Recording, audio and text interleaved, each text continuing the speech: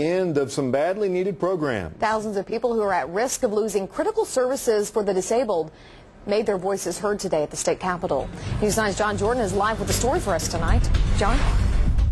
Well, Amy, to try and prevent losing those millions of dollars, the disabled, along with supporters for the disabled, flooded the Capitol here earlier today. Their hope to put a face on cuts they say have the potential to be life-threatening.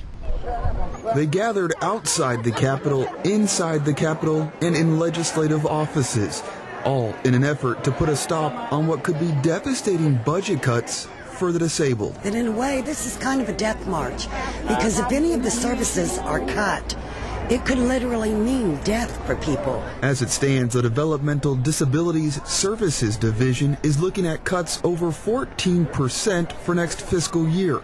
A cut so deep the division would be faced with losing $72 million, and for some disability services to be eliminated. Certain services help them get employment, help them get their homes, basically manage their lives.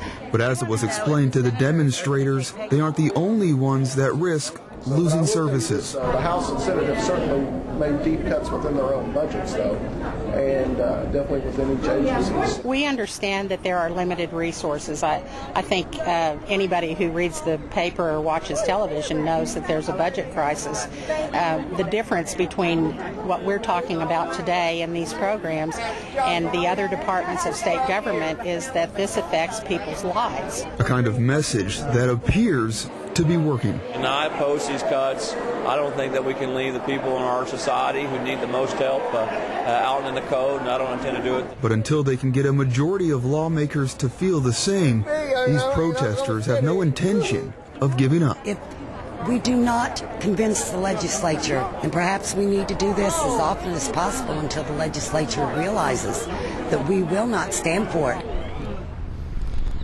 Now, whether the protesters' efforts here at the Capitol work today is sort of a wait and see at this point. What is for certain is that lawmakers are working on a budget that is $1.2 million less than last fiscal year.